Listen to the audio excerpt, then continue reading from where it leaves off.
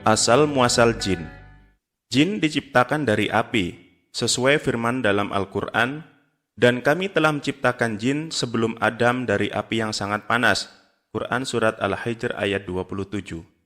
Maksud dari ayat tersebut adalah, jin terbuat dari inti api yang diciptakan jauh sebelum manusia pertama yaitu Adam alaihissalam, berbeda dengan malaikat yang berbentuk dari cahaya.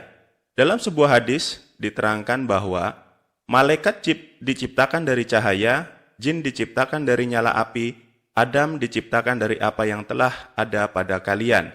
Hadis riwayat Muslim. Dalam Al-Quran juga disebutkan, dan ingatlah ketika kami berfirman kepada para malaikat, sujudlah kamu kepada Adam, maka sujudlah mereka kecuali iblis, dia adalah dari golongan jin. Maka ia mendurhakai perintah Rabb-nya. Surat Al-Kahfi ayat 50. Dari firman itu dapat disimpulkan bahwa nenek moyang jin adalah iblis yang tidak mau bersujud kepada Adam alaihissalam. Karena pembangkangan yang dilakukan oleh iblis menentang perintah Allah untuk bersujud kepada Adam, maka iblis berjanji kepada Allah Subhanahu wa taala bahwasanya ia dan keturunannya akan mengganggu dan menyesatkan anak-anak Adam. Namun di antara mereka, yaitu golongan jin, ada di antara mereka yang memilih jalan yang benar, ada juga yang memilih jalan yang salah. Sehingga dari golongan jin ini terbagi menjadi dua, yaitu golongan yang menuruti perintah Allah dan golongan yang menentang perintah Allah, sehingga mereka akan menjadi pengikut iblis sampai hari kiamat. Bentuk jin. Dalam suatu surat di Al-Quran diterangkan bahwa bentuk jin mirip seperti manusia. Dan sesungguhnya kami jadikan untuk isi neraka jahanam kebanyakan dari jin dan manusia. Mereka mempunyai hati tapi tidak dipergunakan untuk memahami ayat-ayat Allah. Dan mereka mempunyai mata tetapi tidak dipergunakan untuk melihat tanda-tanda kekuasaan Allah. Dan mereka mempunyai telinga tapi tidak dipergunakan untuk mendengar ayat-ayat Allah. Mereka itu sebagai binatang ternak, bahkan mereka lebih sesat lagi. Mereka itulah orang-orang yang lalai. Surat Al-A'raf ayat 179. Jin memiliki mata, telinga, hati, dan bentuk yang lainnya walaupun jin diberi kemampuan untuk berubah mengikuti bentuk yang mereka inginkan. Jin bisa berubah menjadi bentuk binatang, menyerupai manusia, berbentuk cahaya, berbentuk asap, atau hanya sebuah getaran saja. Namun, jin dalam bentuk aslinya mirip seperti manusia. Secara umum, salah satu yang membedakan dari manusia adalah bentuk telinga jin. Bentuknya lebih lancip, mirip seperti telinga kucing. Sedangkan manusia lebih bulat atau melengkung. Jin lebih banyak berbentuk jelek, bahkan mengerikan dalam pandangan manusia.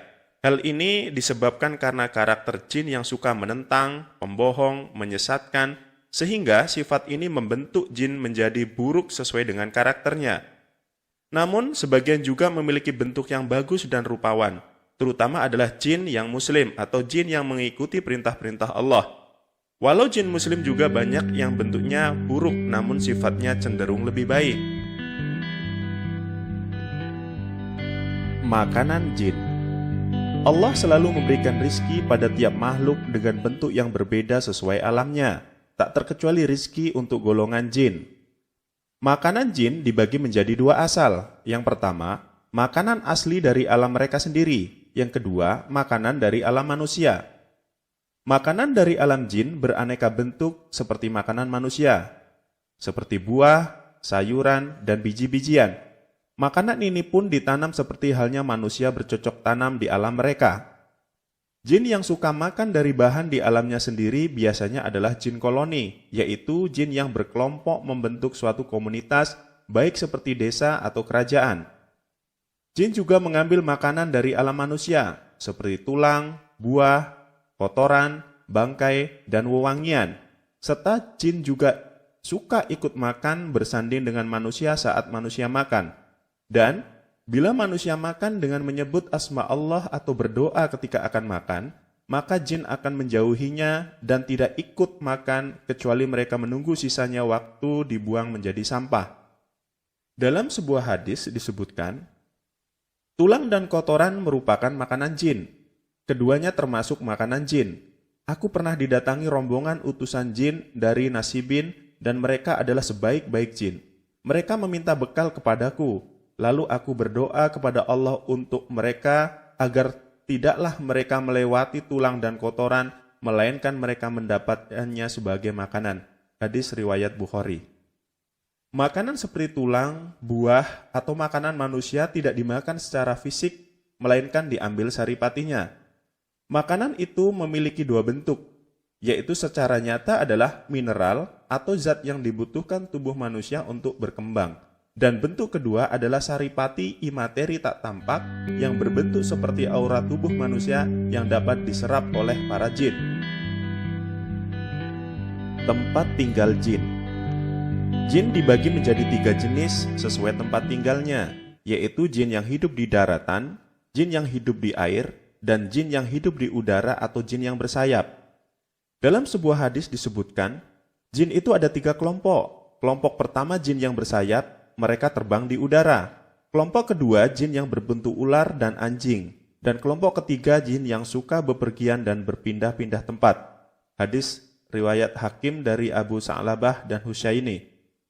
Di daratan, jin suka bertempat tinggal di hutan, gunung, lembah, padang pasir, rumah kosong, dan tempat-tempat yang kotor seperti kamar mandi, pembuangan sampah, dan gedung yang terbengkalai.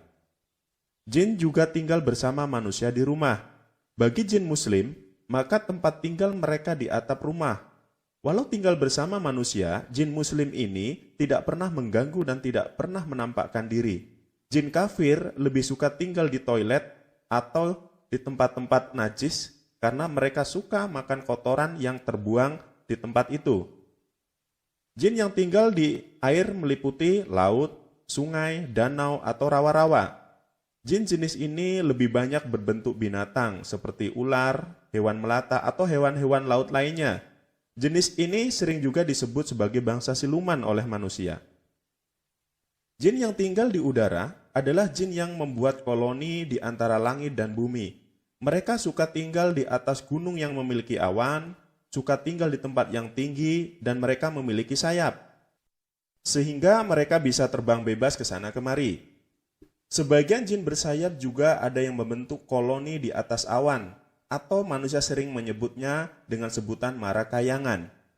Dari ketiga tempat ini, jin kadang tinggal sendirian atau disebut juga jin ngampar, dan jin yang berkelompok atau membentuk sebuah koloni, serta kadang ada yang suka berpindah-pindah tempat. Jin yang berkoloni membentuk struktural ada pemimpin dan anggota, sehingga bentuk kehidupan mereka tertata atau ditata oleh sebuah aturan yang mereka buat sendiri. Bahkan, banyak jin membentuk koloni besar menjadi sebuah kerajaan yang memiliki raja, ratu, atau pemimpin-pemimpin dari bangsa mereka.